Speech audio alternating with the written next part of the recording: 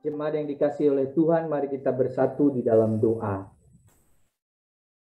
Ya Tuhan, tak peduli seberapa besarnya dosa kami di hadapan-Mu, tak peduli seberapa dalam kami terjatuh, tak peduli seberapa banyak kami gagal melakukan firman-Mu, tangan-Mu tak pernah berhenti terulur untuk terus menjangkau, merangkul kami, memanggil kami agar kami kembali kepada jalan yang telah Engkau tetapkan kepada setiap kami.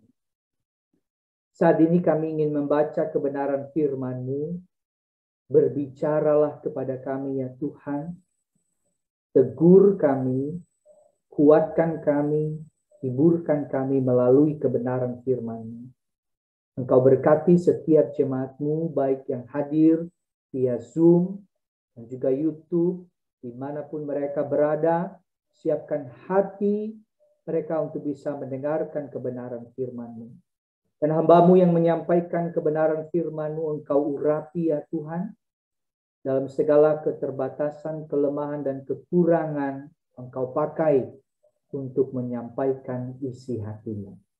Di dalam nama Tuhan Yesus Kristus kami berdoa dan bersyukur. Amin.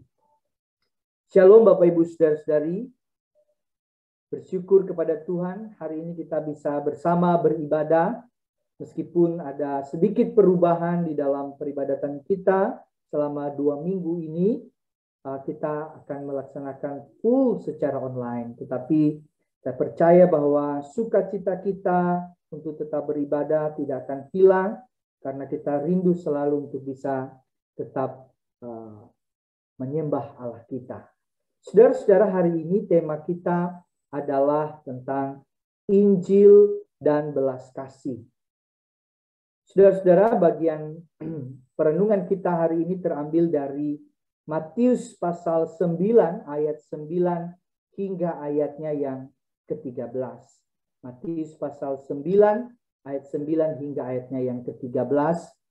Saya akan membacakan bagian ini untuk kita sekalian. Saudara-saudara, mari kita menyimaknya bersama-sama. Setelah Yesus pergi dari situ, ia melihat seorang yang bernama Matius duduk di rumah cukai, lalu ia berkata kepadanya, "Ikutlah aku." Maka berdirilah Matius lalu mengikut dia. Kemudian ketika Yesus makan di rumah Matius, datanglah banyak pemungut cukai dan orang berdosa dan makan bersama-sama dengan dia dan murid-muridnya. Pada waktu orang Farisi melihat hal itu, berkatalah mereka kepada murid-murid Yesus, "Mengapa gurumu makan bersama-sama dengan pemungut cukai dan orang berdosa?" Yesus mendengarnya dan berkata, "Bukan orang sehat yang memerlukan tabib, tetapi orang sakit. Jadi pergilah dan pelajarilah arti firman ini. Yang ku kehendaki ialah belas kasihan dan bukan persembahan, karena aku datang bukan untuk memanggil orang benar, melainkan orang berdosa." Sedemikian jauh pembacaan firman Tuhan. Bapak Ibu Saudara-saudari, berbahagialah kita yang bukan hanya membaca, tetapi kita melakukannya di dalam kehidupan kita hari lepas hari. Nah, saudara-saudara, saat ini coba pikirkan saudara-saudara, seandainya saudara mendapat voucher liburan gratis untuk 5 orang, saudara. Free penginapan, transportasi, free makan minum, dan free untuk bisa mengunjungi 5 tempat wisata indah yang sangat diinginkan oleh orang banyak. Selama 1 minggu dikasih voucher itu gratis. Tetapi pihak penyelenggara memberikan syarat seperti ini. Bahwa untuk mendapat voucher ini, maka saudara harus mengajak beberapa orang. Karena ada 5 voucher, saudara, maka 1 voucher untuk saudara sendiri, 2 voucher untuk keluarga saudara, lalu 1 voucher untuk sahabat dekat saudara, Nah, tinggal satu voucher yang lain, saudara. Satu voucher lain ini saudara berikan kepada orang yang paling saudara tidak sukai. Ya, entah itu di tempat kerja, di dalam pelayanan, lingkaran pertemanan, orang itu orang yang menyebalkan, saudara-saudara. Kira-kira, saudara, sudah terpikir nama-namanya, kira-kira siapa yang mau diajak, saudara-saudara? Mungkin, saudara, sebagian di antara kita akan mikir-mikir ya, dengan syarat yang terakhir itu, saudara ya. Berpikir bagaimana mungkin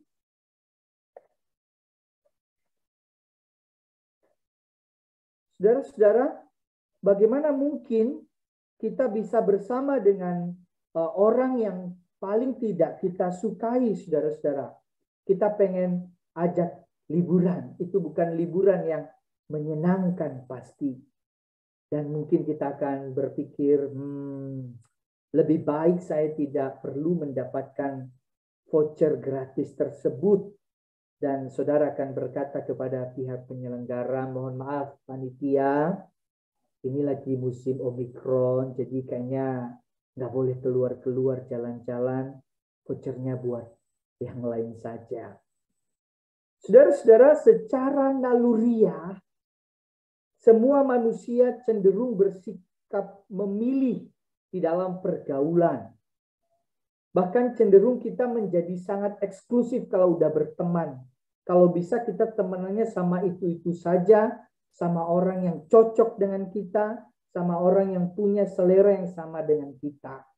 Kita enggan berkumpul dengan orang-orang yang terlalu berbeda dengan kita. Apalagi saudara berkumpul dengan orang-orang yang sudah diberi label atau stigma tertentu. Kita menjadi anti terhadap orang-orang itu. Namun saudara, dalam teks yang kita baca hari ini, kita diajak untuk melihat bagaimana cara Yesus memperlakukan orang-orang yang sudah dilabeli atau diberi stigma tidak baik oleh orang banyak. Yesus mengajak kita untuk keluar dari zona nyaman kita. Kita diajak untuk berani menginjakan kaki di luar komunitas kita, saudara. Masuk ke dalam komunitas yang berbeda dengan kita. Kita diajak untuk mengasihi orang yang tidak sama dengan kita. Kita diajak untuk merangkul orang-orang yang dicap sebagai orang berdosa. Nah, saudara, dari mana kisah ini dimulai, saudara? Mohon slide-nya ditampilkan. Jadi kisah ini dimulai, saudara, ketika Yesus melihat seseorang yang bernama Matius. Atau di Injil lain disebut sebagai Lewi. Dia duduk di rumah cukai, lalu ia berkata kepadanya, ikutlah aku. Maka berdirilah Matius lalu mengikut dia. Mulai dari situ kisahnya dimulai. Tidak diceritakan bagaimana pergulatan batin dari seorang Matius pada waktu itu. Tetapi di situ dikatakan dia langsung ikut Yesus, saudara-saudara. Sekarang saudara perhatikan lukisan tentang pemanggilan Matius ini. Mari kita lihat gambarnya sedikit, saudara. Ini adalah lukisan tentang pemanggilan Santo Matius. Lukisan Caravaggio, saudara. Perhatikan gambar yang dilukiskan ini, saudara, wajah Matius. Ketika Yesus menunjuk ke arah dia, lalu lihat posisi tangannya, saudara, ya, dan lihat wajahnya. Di situ digambarkan seolah-olah Matius itu bertanya dan kaget. Loh, saya? Maksudnya saya?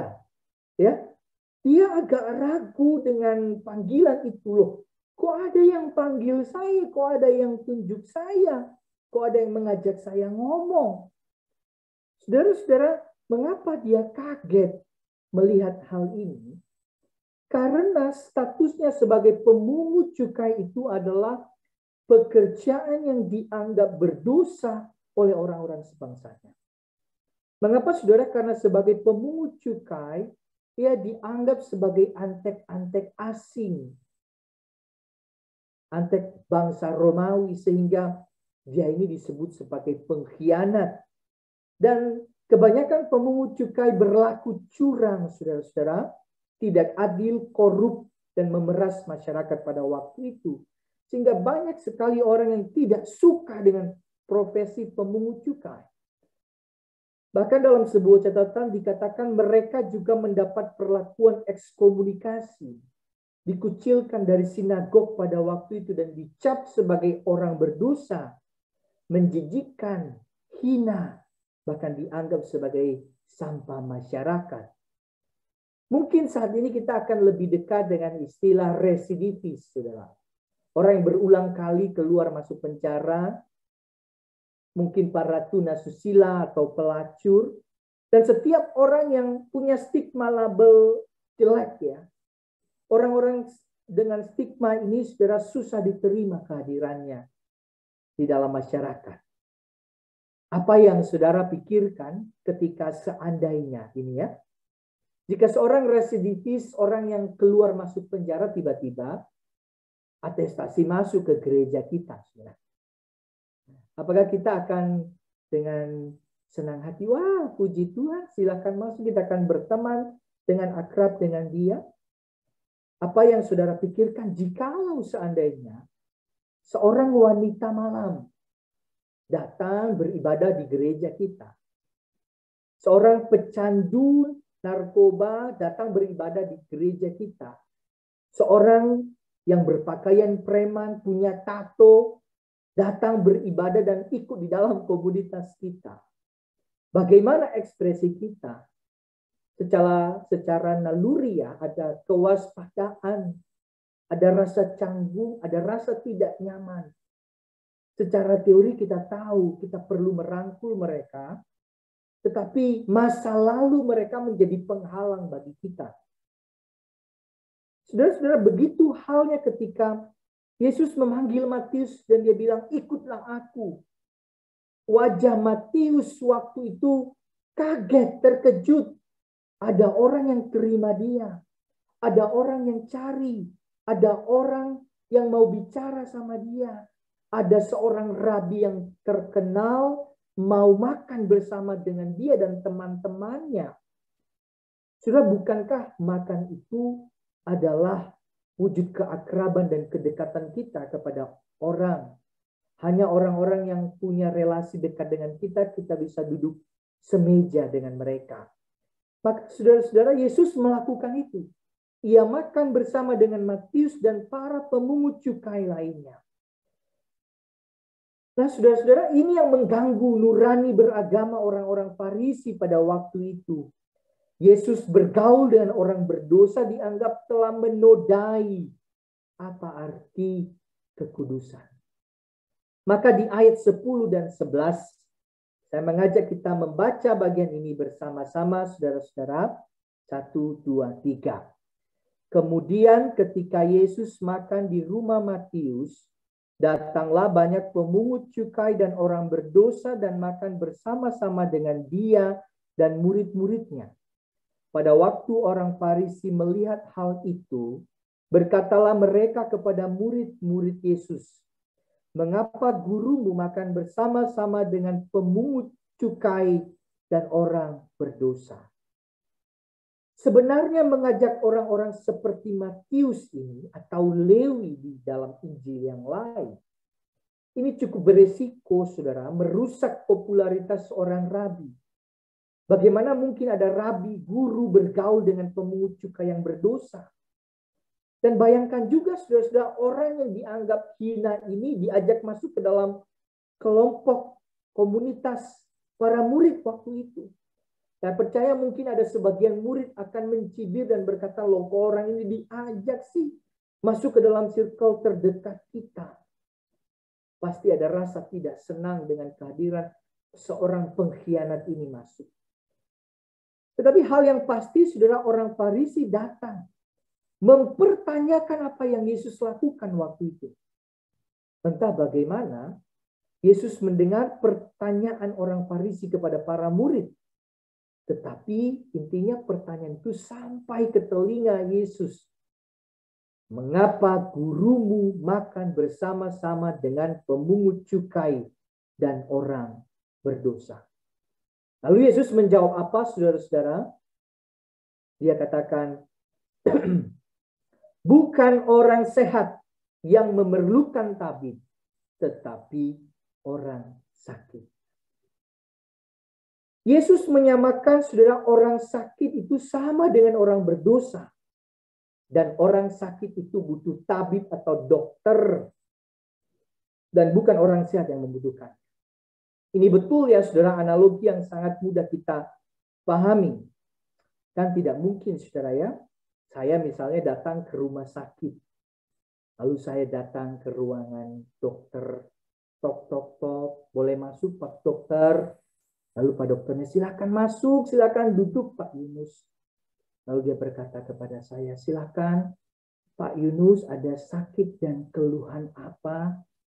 Lalu saya menjawab, apa dokter bilang apa? Keluhan? Dokter, di agama saya tidak boleh mengeluh, dokter. Harus banyak bersyukur.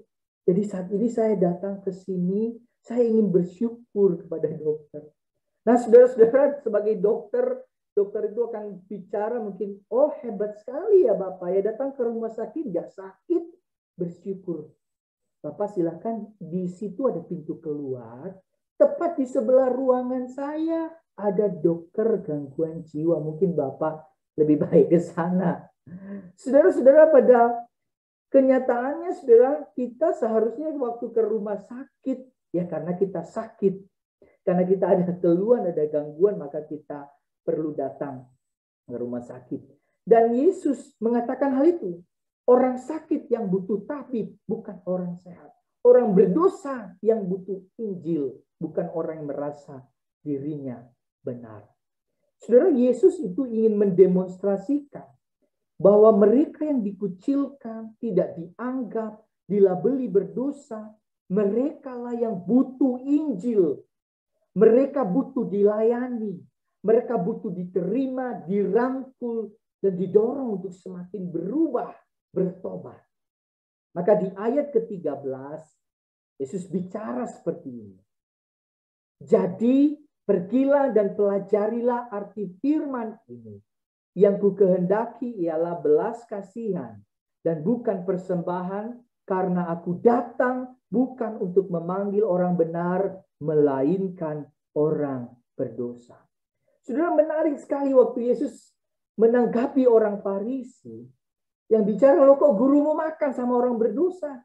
Yesus malah bicara seperti ini, hei, kamu pelajari lagi, gali kebenaran firman tentang belas kasihan. Mereka ini ahli kitab, udah tahu sebenarnya teks-teks ini. Tetapi disuruh lagi pelajari apa arti belas kasihan. Ada yang keliru dengan konsep beragamamu sepertinya. Saudara-saudara, apa yang Yesus maksudkan dengan belas kasihan ini? Kalau kita membaca Alkitab kita, saudara, ini adalah kutipan sebenarnya dari Perjanjian Lama. Tepatnya ada di Hosea 6 ayat 6. Di sana dikatakan seperti ini. Sebab aku menyukai kasih setia dan bukan korban sembelihan, dan menyukai pengenalan akan Allah lebih daripada korban bakaran. Kata belas kasihan sama dengan kata kasih setia di dalam Perjanjian Lama. Sudah di dalam Hosea itu Tuhan menentang perbuatan umatnya yang tidak sungguh-sungguh bertobat. Emang sih beribadah, emang datang menyembah Tuhan, memberi persembahan. Tapi mereka melakukan perbuatan yang menjijikkan dan melakukan dosa. Tentu orang Farisi paham aturan, budaya, hukum-hukum Taurat. Sama seperti orang Israel pada waktu itu. Tetapi persoalannya, orang Farisi melewati sesuatu yang sangat-sangat penting. Apa itu, saudara? Ibadah itu bukan sekedar liturgi atau ritualitas. Tetapi bicara tentang kondisi hati yang betul-betul menyembah Allah, betul-betul terpaut kepada Allah, betul-betul mengasihi Allah. Saudara-saudara, persembahan yang terlihat oleh orang lain. Sama pentingnya dengan apa yang tidak terlihat atau tersimpan di hati kita. Kalau kita bisa melayani, dilihat oleh orang lain, tetapi di dalam hati kita penuh dengan kebencian, kemarahan, perasaan iri sama orang lain. Disitulah Tuhan ingin koreksi betul-betul. Tuhan ingin agar kita bertobat dari hal itu. Karena persembahan itu harusnya disertai dengan belas kasihan. Apa yang kita lakukan di dalam ibadah saat teduh kita, dalam ibadah personal, ibadah komunal, harus terlihat jelas di dalam interaksi sosial kita kepada sesama kita. Saudara, persoalannya seringkali ketika kita mengejar kesalehan, ingin menjadi lebih baik lagi, seringkali kita jatuh pada yang namanya kesombongan rohani. Seharusnya saudara, waktu kita makin kenal Tuhan, kita makin paham arti belas kasihan. Dan semakin kita paham belas kasihan, kita semakin tahu apa arti cinta, apa arti kasih yang sebenarnya. Karena semakin kita mengenal Tuhan, saudara, maka seharusnya cara pandang kita melihat diri kita seharusnya semakin berubah, saudara. Orang makin kenal Tuhan akan semakin menyadari bahwa dirinya adalah orang berdosa. Orang yang makin kenal Tuhan menyadari bahwa dirinya adalah orang yang butuh Tuhan. Orang yang butuh anugerah Tuhan. Maka saudara, belas kasihan itu melampaui hukum dan aturan-aturan agama. Belas kasihan membuat kita tidak menjadi orang yang legalistik, saudara. Tidak membuat kita menjadi orang yang merasa dirinya paling benar, paling pintar, paling tahu banyak hal, paling rohani. Masalahnya tanpa belas kasihan ada dalam diri kita, kita bisa menjadi orang yang paling sombong, paling susah menerima ketidaksempurnaan, paling susah menerima kegagalan, sulit menerima orang-orang berdosa.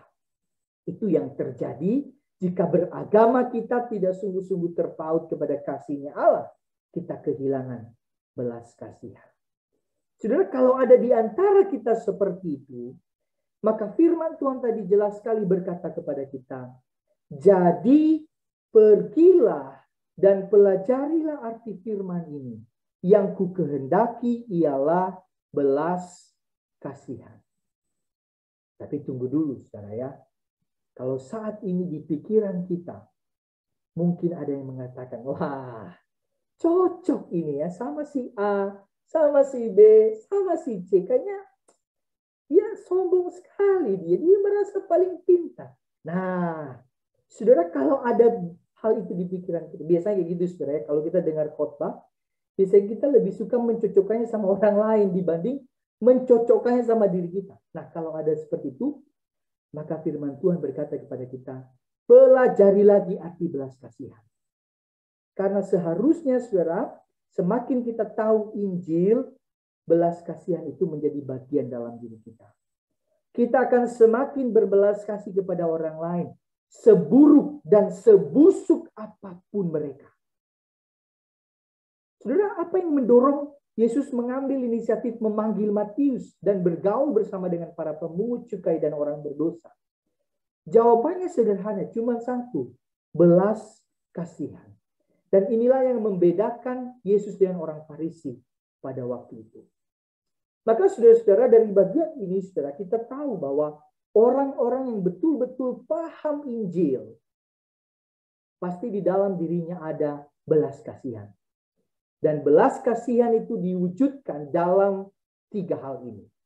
Saudara, belas kasihan diwujudkan dalam 3 hal ini. Apa saja, saudara?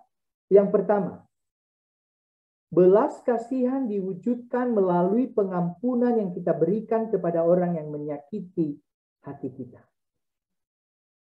Mengampuni orang yang bersalah kepada kita adalah wujud belas kasihan. Sesakit apapun perlakuan orang kepada kita, belas kasihan mendorong kita untuk memberikan pengampunan, bukan menyimpan dendam, saudara. Dan tidak ada gunanya menyimpan dendam juga. Ada satu kutipan berkata seperti ini, saudara. Menyimpan dendam kepada orang lain sama dengan membakar rumah sendiri demi mengusir seekor tikus. Menyimpan dendam artinya merusak diri kita sendiri. Seperti membakar rumah demi mengusir tikus. Menyimpan dendam hanya menambah sakit di dalam tubuh kita. Maka saudara, banyak orang terlalu banyak menyimpan kebencian, dendam. Malah hidupnya tidak akan pernah tenang. Hidupnya penuh dengan sakit-sakitan. Secara literal, sakit penyakit malah akan ada di dalam dirinya. Oleh karena itu, saudara, Yesus berkata, aku datang untuk orang berdosa. Ia menyediakan pengampunan bagi orang berdosa. Bukan buat orang yang merasa dirinya paling benar. Jadi saudara, kalau kita tidak pernah merasa diri kita paling berdosa, merasa diri kita tidak berdosa, mustahil kita tahu apa arti pengampunan dan mustahil kita bisa melepaskan pengampunan. Tetapi mungkin ada di antara kita berkata, aduh susah sekali mengampuni. Nggak gampang.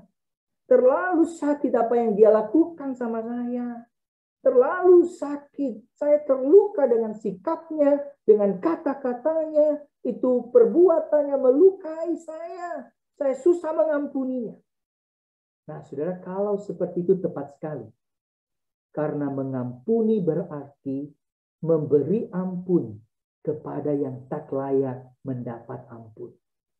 Pada hakikatnya esensi pengampunan itu, saudara, kita berikan sesuatu kepada orang yang gak pernah layak mendapatkan ampun. Itu pengampunan. Dan itu yang Yesus lakukan, saudara. Kita tidak layak mendapat pengampunan. Tapi dia berikan itu. Dan jalannya bukan main-main. Jalan penderitaan, jalan salib, jalan menuju kematian. Kenapa dia lakukan itu? Supaya kita bisa diampuni. Saudara-saudara, waktu Petrus bertanya sama Tuhan Yesus, Tuhan sampai berapa kali? 7 kali. Tuhan Yesus bilang 70 kali 7 kali. Tidak ada batasnya. Mengampuni adalah tugas kita. Mengampuni, mengampuni, mengampuni. Tidak ada hak kita untuk tidak mengampuni. Karena kita terlebih dahulu sudah diampuni oleh Tuhan. Saudara, tatkala mungkin hari ini ada yang ada di antara kita merasakan ada rasa kepahitan di dalam dirinya. Ada luka, ada kesedihan, ada sakit hati yang cukup dalam. Ingat, seberapa besar pengampunan yang sudah Allah berikan kepada kita atas dosa-dosa kita yang sangat banyak. Atau mungkin kita mulai tergoda untuk ngitung-ngitung, aduh orang itu udah lakukan kesalahan ini sekali sih cukup oke ya. Ini 2 kali, 3 kali dia melakukannya. Saudara, kalau kita mulai hitung-hitung kesalahan orang lain kepada kita, maka ingat bahwa kita pun berkali-kali melakukan kesalahan yang sama kepada Allah, tetapi Ia mau mengampuni dan mempercayai kita. Maka saudara, kalau ada yang bergumul dengan pengampunan hari ini, ingat siapa kita. Katakan ini dalam hati kita, saudara. Aku adalah pendosa yang sudah diampuni. Aku adalah pendosa yang sudah diampuni. Oleh karenanya aku mengampuni orang lain karena aku juga sudah mendapatkan pengampunan. Saudara, yang pertama tadi belas kasihan itu wujudnya adalah pengampunan. Yang kedua, saudara, belas kasihan diwujudkan melalui penerimaan terhadap orang yang berdosa. Ingat, semua orang bisa salah. Semua orang bisa gagal. Semua orang bisa jatuh. Semua orang bisa keliru. Siapapun termasuk saya. Namun belas kasihan mendorong kita menerima orang seburuk dan sebusuk apapun. Belas kasihan menolong kita untuk menerima orang yang tidak sempurna. Menerima orang yang berbeda dengan kita.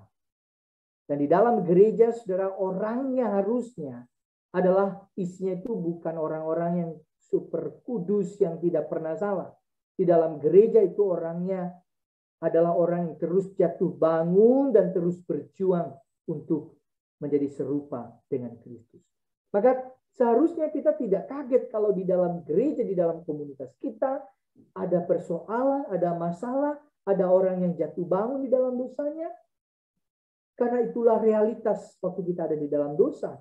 Tetapi yang paling penting di dalam gereja sekarang, gereja seharusnya mendemonstrasikan penerimaan Allah. Maka ketika ada saudara kita yang jatuh, yang diberikan pelukan, bukan penghakiman. Bukan digosipkan, bukan diomongin, tapi ditegur, didorong, dirangkul untuk semakin berubah.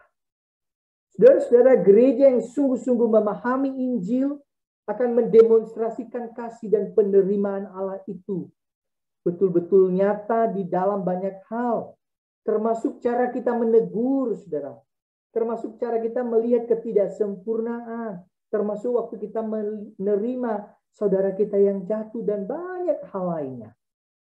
Ketika melihat ada orang-orang yang gagal, yang melakukan kesalahan, maka yang pertama muncul adalah belas kasihan. Saudara-saudara, mari kita lihat satu gambar ini, saudara ya. Jadi, next lagi. Saudara perhatikan di bawah itu ada tanda bintang kecil, itu disebut sebagai tanda asteriskos, tanda bintang kecil. Biasanya saudara kalau kita belanja ada diskon 80%, tapi ada bintang kecil, syarat dan ketentuan berlaku. Dari jauh kita pikir benar-benar 80%. Ternyata S dan K berlaku begitu. Nah saudara, seringkali tanda asterisk ini, tanda bintang ini, seringkali kita berikan juga tuh waktu kita bilang, aku mengasihimu, tapi ada asterisknya. Ada tanda bintang, syarat dan ketentuan berlaku ya. Aku mengampunimu si mau, tapi syarat dan ketentuan berlaku. Jadi ada asteriskosnya. Nah ini yang menjadi persoalan saudara-saudara, bahwa harusnya mengasihi itu tidak ada syarat. Mengampuni, menerima, itu tidak punya syarat. Tapi kita seringkali pakai asteriskos. Nah saudara-saudara, Yesus tidak pakai tanda asterisk ketika menerima orang berdosa. Tetapi sebagai pengikutnya, kita seringkali membubuhkannya ketika bertemu dengan orang-orang berdosa. Saudara, Yesus ketika bertemu dengan orang Lewi, dengan pemungut cukai, saudara-saudara, dia tidak pakai asteriskos itu. Dia terima, dia rangkul, dia peluk, bro. Aku mengasihimu, ikut aku, yuk jadi muridku. Tetapi orang-orang Farisi punya banyak asterisknya. Kau melanggar hukum ABCD, dia orang berdosa, dia tidak kudus dan sebagainya. Nah, gereja seringkali pakai asterisk ini ketika bertemu dengan orang lain. Ada terlalu banyak syarat-syarat yang sebenarnya Tuhan sendiri tidak memakainya. Poin yang ketiga, saudara, wujud belas kasih itu apa? Belas kasihan diwujudkan melalui pertolongan yang nyata kepada orang yang membutuhkan di luar komunitas kita. Nah, saudara, kenapa saya bilang di luar komunitas kita? Karena kalau dengan orang yang di dalam komunitas kita, itu sudah wajib. Kita mesti saling tolong-menolong, saling bahu-membahu, peka terhadap kebutuhan, apa yang diperlukan oleh saudara seiman kita. Tetapi dalam konteks ini kita juga perlu peka terhadap panggilan untuk mengasihi orang-orang di luar komunitas kita, saudara. Dan Yesus itu melakukan belas kasihan itu nggak cuma ngomong teori, tapi dia lakukan dengan tindakan yang nyata. Ia menolong orang yang membutuhkan, ia menyembuhkan yang sakit, ia memberi makan kepada yang lapar, ia menerima yang dikucilkan, ia tak hanya bicara, tapi ia melakukannya. Oleh karena itu, saudara, belas kasihan itu tidak berhenti di perasaan, tetapi harus mewujud di dalam perbuatan yang nyata. Nah, saudara, banyak orang di luar sana, di sekeliling kita, kekurangan, butuh uluran tangan, dan butuh belas kasihan yang nyata. Maka, saudara, di dalam bagian ini kebetulan, saudara, karena kita akan mendiskusikan ini di dalam KR kita masing-masing. Maka saya mendorong dan mengajak kita, saudara, Kalau di dalam kelompok kecil kita nanti kalau kita diskusikan, kita bisa memikirkan proyek apa yang bisa kita kerjakan untuk menyatakan belas kasih kepada orang-orang di luar komunitas kita yang tidak biasa kita pedulikan. Proyek itu tidak harus selalu besar, kecil-kecilan, tapi bersama dengan KRIT mungkin kita hidupkan firman ini. Siapa yang mau kita tolong, kita bantu, kita nyatakan belas kasihan secara nyata. Saudara, biarlah kiranya kita hidupkan firman ini di dalam sebulan ini, di dalam diskusi-diskusi kita, dalam obrolan kita dengan komunitas rohani yang di dalamnya kita tergabung. Sebagai kesimpulan, saya ingin mengatakan seperti ini, saudara. Seseorang yang hidupnya dikuasai oleh Injil memiliki tangki belas kasihan yang besar di dalam dirinya. Ia mewujudkannya di dalam 3P, ingat ini, yakni pengampunan, penerimaan, dan pertolongan nyata kepada orang yang membutuhkan. Kiranya kita dapat melakukan firman ini dan menghidupinya dalam kehidupan kita sehari-hari. Mari kita berdoa, saudara-saudara, kita tundukkan kepala, kita berdoa.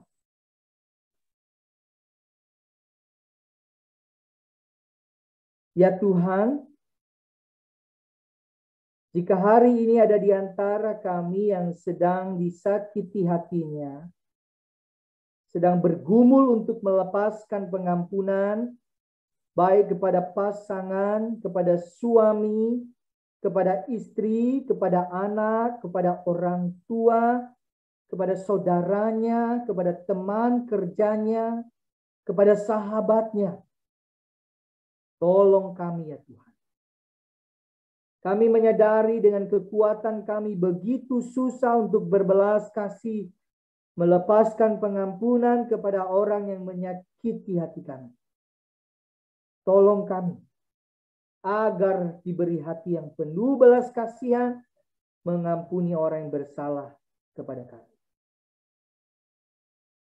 Jikalau ada di antara kami ada hari ini sedang terpuruk, sedang merasa dirinya gagal, jatuh, terlalu jauh dari Tuhan, merasa diri paling berdosa, tolong kami umat-Mu ya Tuhan. Agar kami mampu melihat kasih-Mu yang besar, yang mau menerima kami tanpa syarat-syarat. Dan Engkau ingin mengubahkan kami.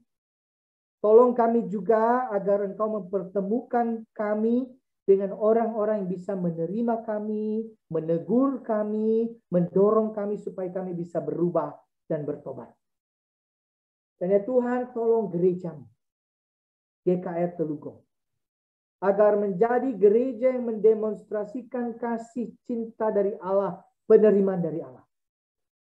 Di dalam cara kami berelasi dengan sesama rekan pelayan, sesama pengurus, sesama tim, sesama guru sekolah minggu, sesama hamba Tuhan, sesama majelis, sesama jemaat, kami mampu mendemonstrasikan kasih dan cinta dan penerimaan itu di dalam relasi kami. Di dalam segala masalah-masalah yang kami hadapi. Mampukan kami agar kami tidak hanya tahu teori tentang kasih, tapi kami mampu mengasihi. Tolong kami Tuhan. Di dalam nama Tuhan Yesus Kristus, kami berdoa dan bersyukur. Amin.